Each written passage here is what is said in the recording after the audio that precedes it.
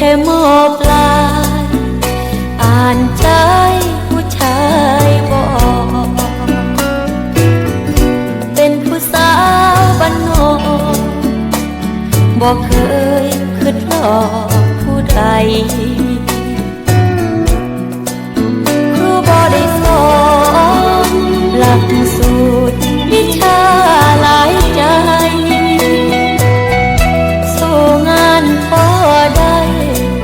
แต่สู้คนหลายใจบ่เป็นก็อย่างที่อ้ายเห็นน้องเป็นแค่สาวบ้านๆถือใจซื่อทุกด้านอยู่กับงานหากบ่เคยเห็นอย่าให้ความหวังถ้ายังหักจริงบ่เป็นถึงบ่สวยบ่เด่นก็บ่อยากเป็นอีกคนของใคร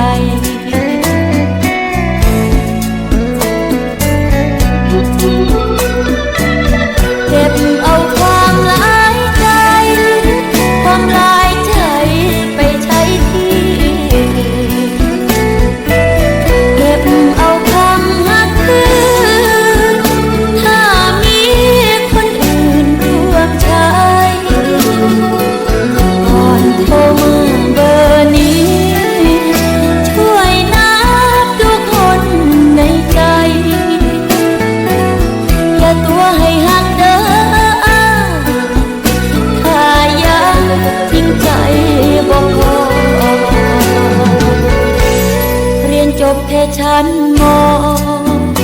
อ่านจบแววตาบ่ได้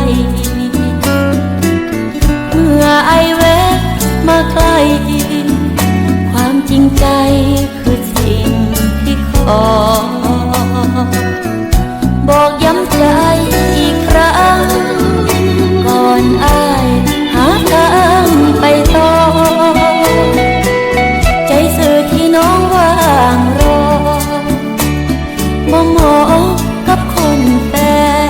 นหลาย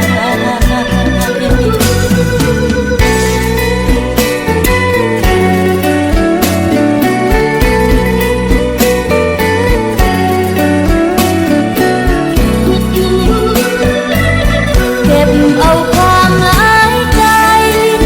ความหลายใจไปใช้ที่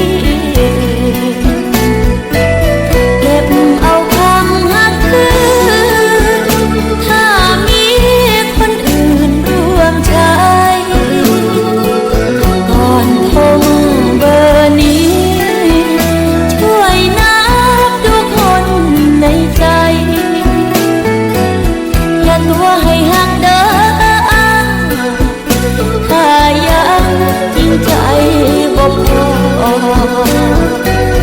อย่าตัวให้หักเด้อถ้ายังจริงใจบ่พอ